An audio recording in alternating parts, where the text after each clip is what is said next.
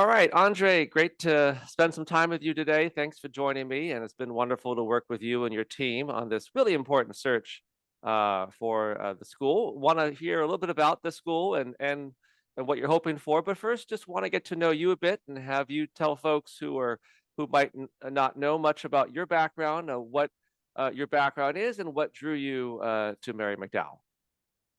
So I would say what drew me to Mary McDowell is over the course of this is my 25th year in education, um, is really the excitement of working with organizations that are very mission driven.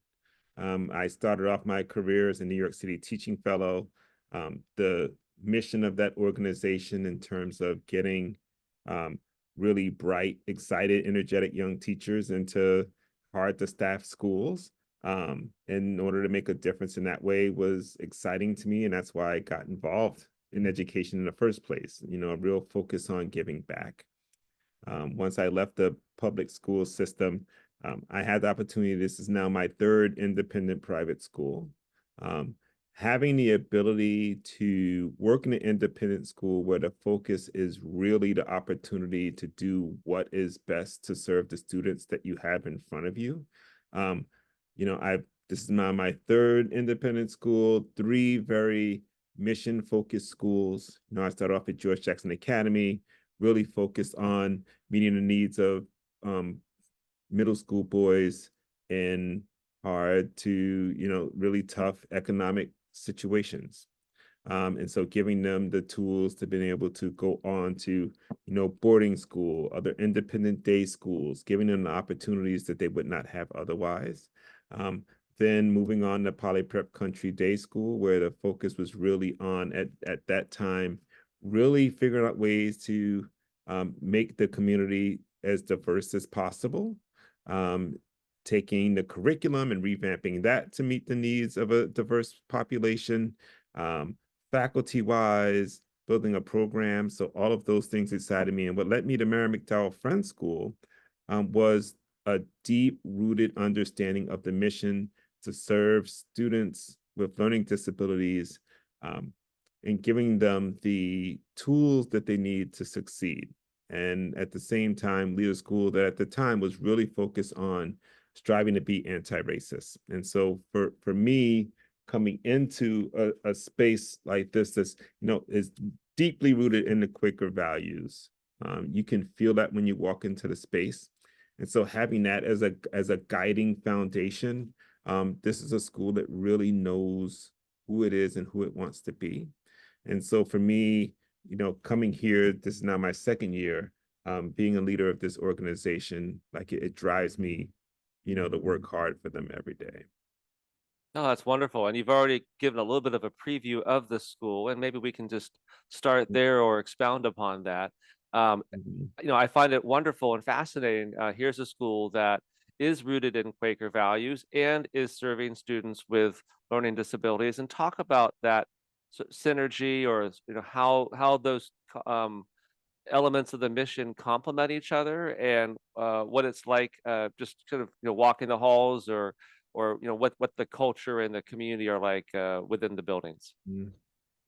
Yeah, I think a lot of the time I talk a lot about one school, and that is our approach to how we work with our students, how we treat our students, how we encourage our students.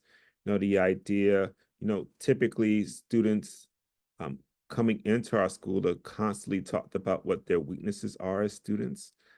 They've had the experience where they've experienced failure in their lives, in a lot of cases at the schools that they were at previously.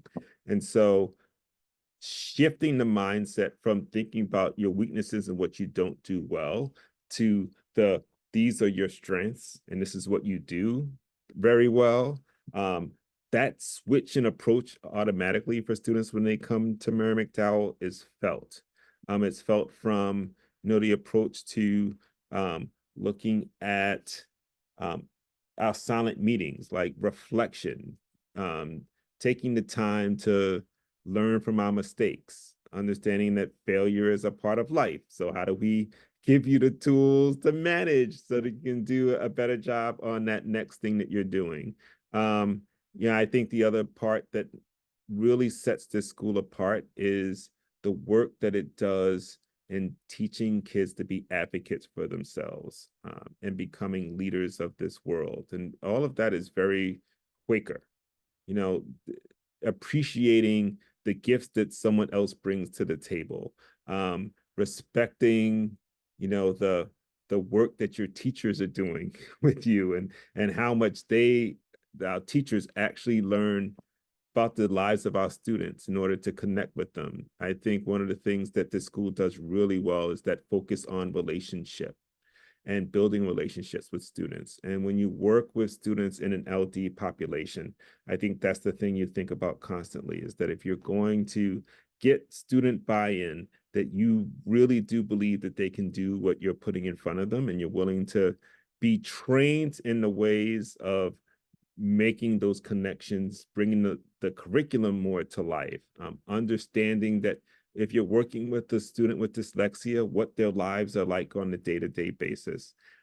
I think those are all the things that makes leading a Quaker school, an LD school, a school that really does focus on the needs of the students. I think that is the thing that I've learned most about being in this community. I've been in a number of other places. I've seen a lot of schools in my life. I really would be hard pressed to find a school that speaks about students as much as this one does.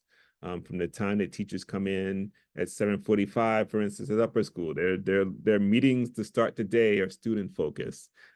Setting aside the time for counseling meetings, speech and language therapist meetings, like those things they just happen because in order for us to do the work that we do, we all have to be on the same page in doing that work. So putting in that time is something that people give of, and we're excited to have a community that focuses so much. And I think the families appreciate that about us.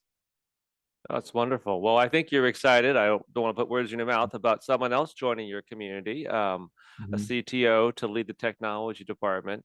mhm, Two-part question, if you will. Talk a little bit about what you're looking for and the priorities for you as you look to hire that next leader, but also just to kind of build on what you were just talking about and the priority for the students that all the educators have at the school. How do you see technology at this juncture really playing a thoughtful role for the students at Mary McDowell?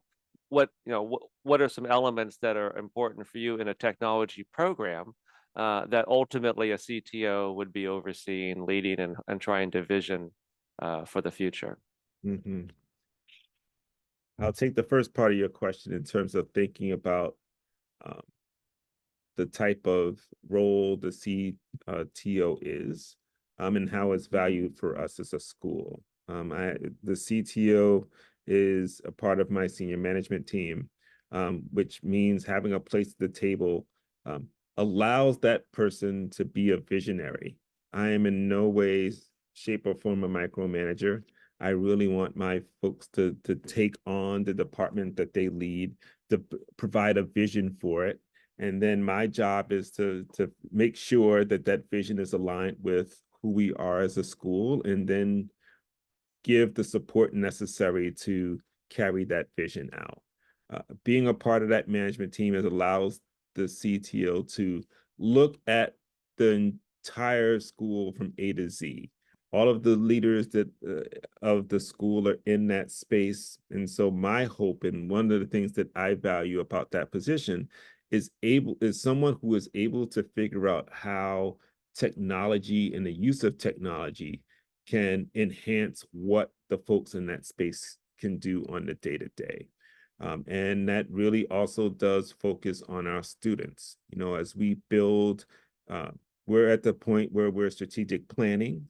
I think that we're looking at our curriculum, everything from curriculum to how we market the school, how we use our website, how we use the infrastructure that we have. Do we have the right tools necessary to meet the needs of students with learning disabilities? And so that means that there's also someone who is very, I want to say like a tech nerd in a way, but just eats technology up in a way where they know exactly what's going on in the world of technology at this moment and is able to see what's going to be in the future, something that we need to keep our eye on as a school. So I think that folks really do rely on that person to be that go-to visionary to help bring some of the dreams that they have alive in the space. One of the things that we've been here's a perfect example of what I'm talking about. For the longest time, we've been trying to figure out how to simplify our systems in terms of evacuation or lockdown procedures. I think having some ideas about how to make those things more efficient. Having our interim CTO in the space say, you know what, I think that there's an easier way to solve that problem and to make everything more efficient. I'm going to go out, I'm going to look at what's available. I'm going to look at our building spaces. We're going to look at the things that we already have in place now, and then I'll bring those to you and let's sit down and talk about what may be the best fit for us as a school. Having someone take that on in a way to as an expert in the field, going out there and bringing it to the team and then giving a suggestion about which one can fit our needs, that's leadership in a way that people can depend on and feel confident in when it comes to times of crises. I think that we all deal in a school. There's going to be moments where a crisis comes, and we're looking for someone to be a problem solver and someone who can bring people together to help solve those problems. So I really think this is a great place for someone to come and work because our leadership team is very collaborative, very supportive.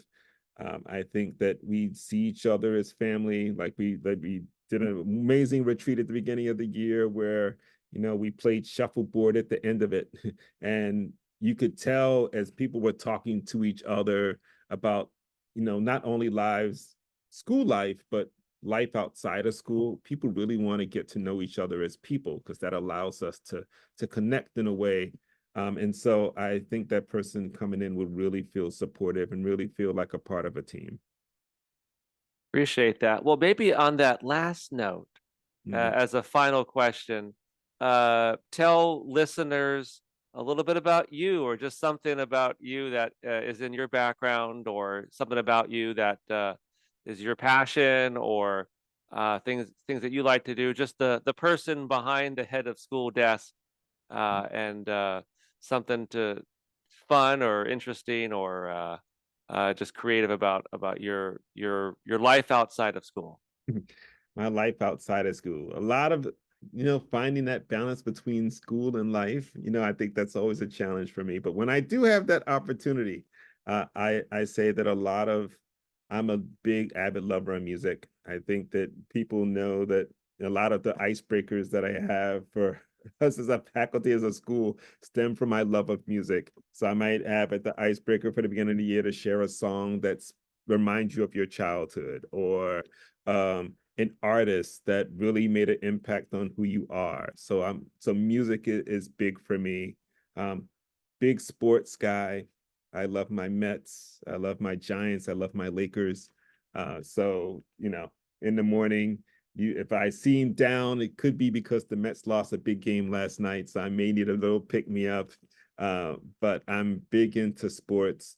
And I also consider myself a lifelong learner. I love to get out there and I love to read. I love to attend conferences. I love connecting with other people in the field to grow professionally.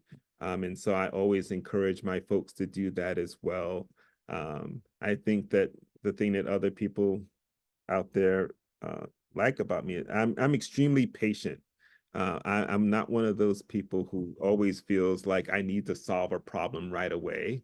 Sometimes I like to take some time and reflect and think about things. So I also think that I'm pretty good at connecting with other people, I've been told. So I love interacting with the folks that I work with. I definitely see, that work home balance being tough, but I think I do it better than I used to do it. So whenever I can, like going to the Giants game on Sunday, excited about that. Hopefully we win. But I should definitely try to take advantage of the time with family outside of work. Appreciate that. Well, hoping to help you all find someone to join the Mary McDowell family and bring a great CTO leader to the school. Appreciate your time, Andre. Thank you so much for your thoughts today and look forward to working with you on this search. Awesome. Thank you.